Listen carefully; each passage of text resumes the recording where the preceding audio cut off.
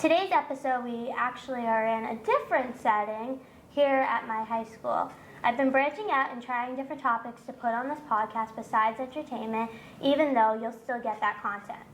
I thought having an educator to talk about their career would be very interesting because in today's world, education is so important and has changed over the course of the years. The reason why we're in this setting is because today I will be interviewing my very own teacher from freshman year and still now, Miss Lauren Kostegan. Throughout my time in high school, I've been really fortunate to have really amazing teachers, and she is one of them. So I thought that this would be great to interview her and get more of an insight of who she is as a person. So I'm excited for you all to listen to this episode and get to know her a little bit more. So, welcome, Ms. Kostegan. Thank you for having me, Brooke. So, can you talk a little bit of how you got into teaching special education and why you do it today, almost like a background of who you are? Okay, yeah, of course. So when I went off to college at UMass Amherst, I actually majored in psychology and communication disorders because I thought I wanted to be a speech pathologist, specifically in a school setting. So I knew I wanted a school setting. And then the way things kind of just fell into place, the first year after I graduated, I got a job as a teacher's aide in an elementary school, and I really enjoyed doing that type of work. So I decided to go back to school for a master's in special education, and I was an aide for a year and a half before I was lucky enough to get the position here at Winthrop High School. So for those that don't know, what is being a special education teacher all about? Because there's different versions of that type of a job. Yeah, so I work with students with disabilities, mild to moderate, and it's just students that, because of their disability, they have a little bit more they experience academic challenges. And my job is just to provide accommodations and modifications that allow the students to be on a equal level playing field. So how has being an educator in special education impacted you as a person, and why is it so important to you? I just like working with kids. I think it's a great experience, especially when you have someone, say, as a freshman, and you can see them grow all the way to senior year. I think that's awesome. One thing it definitely taught me, just being a teacher in general, not even special education, but it taught me to have a lot of patience. I think that's very important, so yeah. What is a day in the life as a special education teacher? Because you also you don't just teach with co-taughts, you also have your own little small groups. So what's a day in the life like that? Yeah, sure. So one thing I love about teaching is actually I feel like no day is exactly the same. I feel like things are always popping up and happening. But with our waterfall 7-day schedule, I do teach anywhere from 3 to 4 classes a day. And it is different. I have 3 small group classes and 2 co-taughts. So throughout the day, I am teaching small group or co-taught. And then for special education, a lot of times there'll be IEP meetings sprinkled in there, academic evaluations, and all that fun stuff. So you're not just a teacher, you're also one of the student council advisors here at the high school. What is it like being co-advisor on the student council with other students that you may not have in the classroom?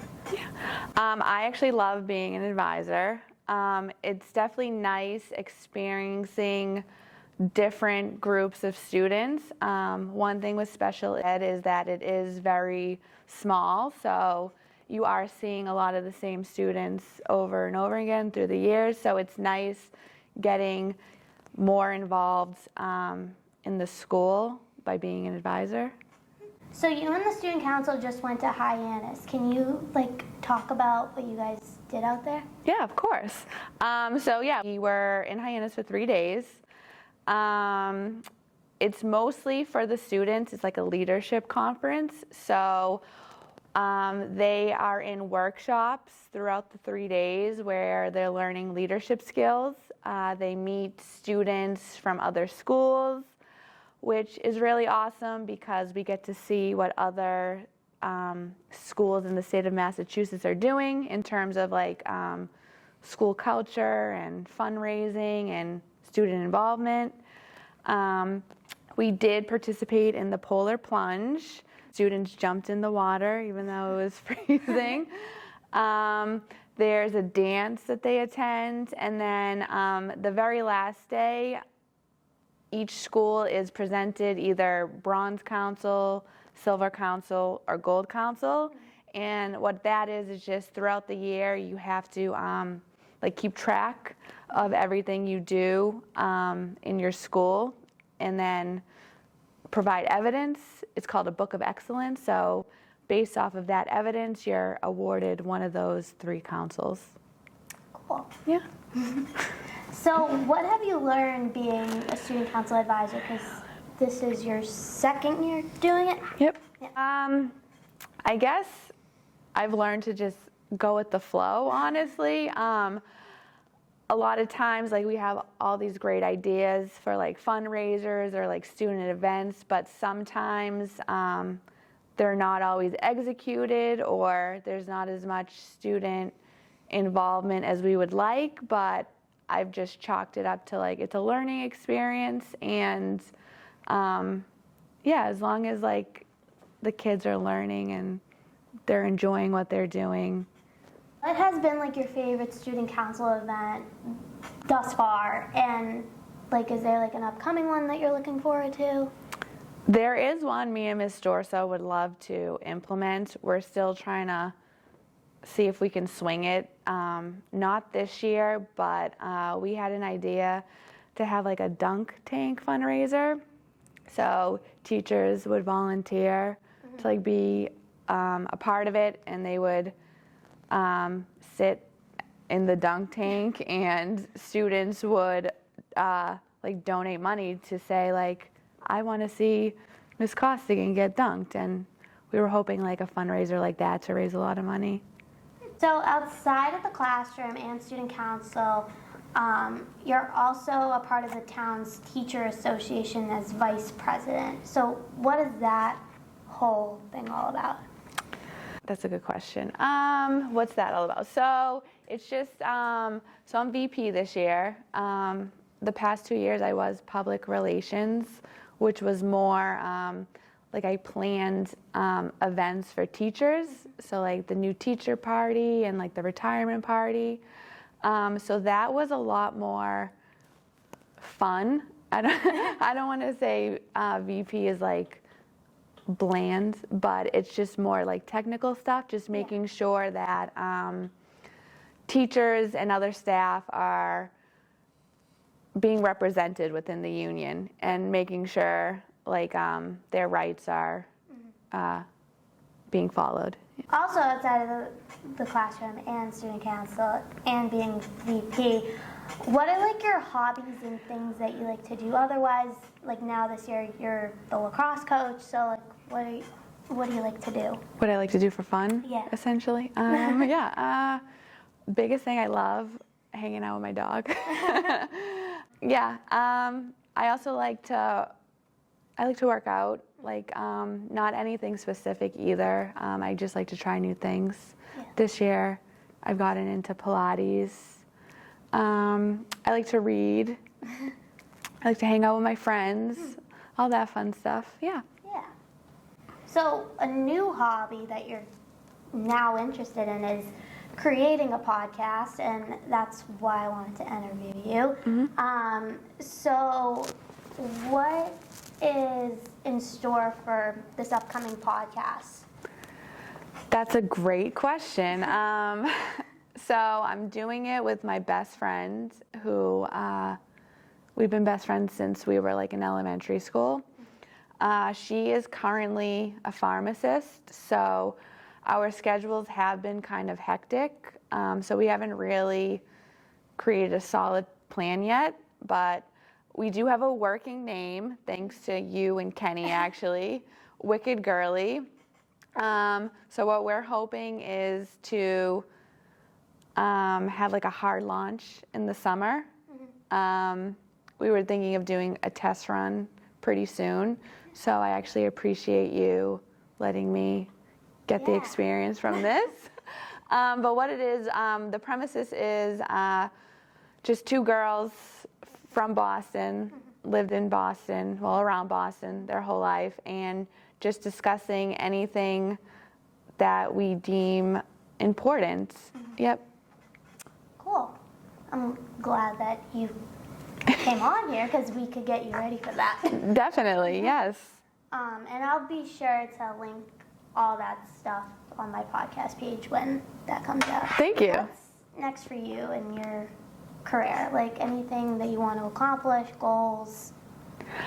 So I'm currently back at Salem State. I'm in a CAGS program. I'm getting my CAGS in educational leadership to potentially maybe get licensure to be a vice principal or principal. But yeah. So lastly, what advice do you have for anyone that wants to go like in the field that you work in? Yeah. Being a first-year teacher is very hard, even like first, second, third. So I definitely recommend to surround yourself with good friends and coworkers, and don't be afraid to ask for help because it's okay to lean on those people, and it's good to have a support system. You've been an awesome teacher for 4 years, and I know we have a couple more weeks left, but Thank you. Yeah. I know, I can't believe I met you guys on Zoom, yeah, and now you're graduating. yeah, Yeah, crazy. I know. How do you feel about that? I'm a little sad. I think I'm gonna miss you guys, Mr. T, Miss Dorothy, you, Mr. Palin, everyone else, if I'm not saying anybody's name.